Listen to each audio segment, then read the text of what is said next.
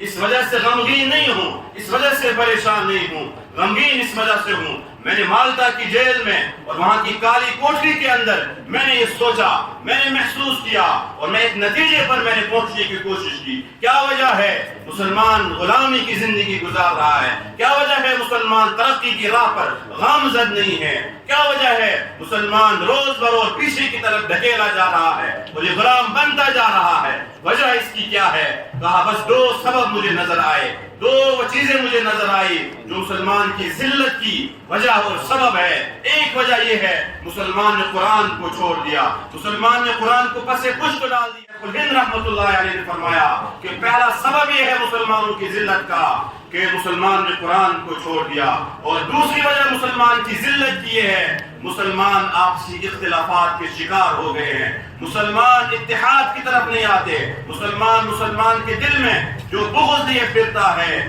کہ نماز میں بھی ایک مسلمان دوسرے مسلمان کے بارے میں اگر سوچتا ہے تو نفرت کو لے کر، بغض اور حسد کو لے کر جیتا ہے، سوتا ہے اور عبادت کرتا ہے۔ تو مسلمان کی ذلت کی دوسری وجہ وہ آپسی انتشار ہے، وہ آپسی اختلاف ہے۔ جو قوم بھی اختلاف کی شکار ہو جائے گی وہ قوم بھی کبھی ترقی حاصل نہیں کر سکتی ہے، کبھی وہ کامیاب نہیں ہو سکتی ہے۔ مگر ہمارا آپسی رویہ، ہمارا آپسی اختلاف اور ہمارا آپسی عداوت آج اس کو ہندوستان کا میڈیا بریکنگ نیوز بنا رہا ہے۔ کیا ہوا؟ تمہارا قرآن بھی ایک، تمہارا اللہ بھی ایک، کہ تمہارا اللہ بھی ایک، تمہارا قرآن بھی ایک، تمہارا قبلہ بھی ایک اور تمہارا کعبۃ اللہ بھی ایک۔ یہ سب ایک ہونے کے باوجود یہ مسلمان اتنا منتشر کیوں ہے، اتنا بکھرا ہوا کیوں ہے؟ ادھر یورپ کی تہذیب کو دیکھو اور ان کے ماضی کو دیکھو، ان کی تمام ماضی کی جھلکیوں سے نظر آئے گا وہ منتشر تھے، وہ بکھرے ہوئے تھے،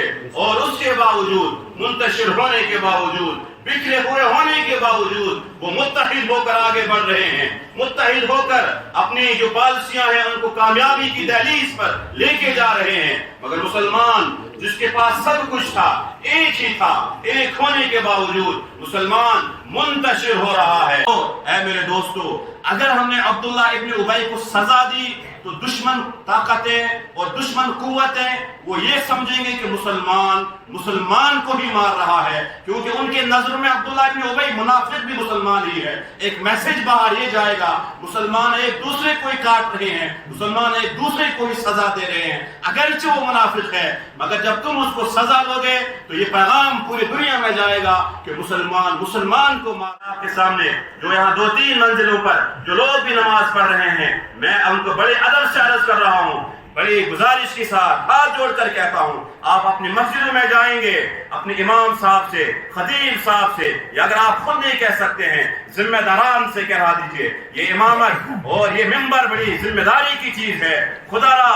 یہاں پر ایسا جملہ اور ایسا مسلک اور ایسا مسئلہ بیان نہ کریں جس سے اختلاف اور انتشار اور ایک آگ لگ جائے گی۔ اگر ضرورت اس وقت ہے کن موضوعات پر بات کرنے کی، بے راہ روی ہے، شراب ہے، ڈرگس ہے، بدکاریاں ہیں، ماں باپ کے حقوق تلف کیے جاتے ہیں، ہمسائیوں کے حقوق تلف کیے جاتے ہیں، مسلمان دنیا میں پریشان ہیں، کتنے سارے موضوعات بچے ہیں کہ ہم لوگ ان موضوعات کے اوپر پڑے کیا۔ خود رسول اللہ صلی اللہ علیہ وسلم کی طرف اشارہ کیا، یہ جو مدینہ کے لوگ ہیں، یہ جو مکہ سے آنے والے صحابہ ہیں، یعنی جتنے بھی مسلمان ہیں جنہوں نے بھی رسول اللہ صلی اللہ علیہ وسلم کا دامن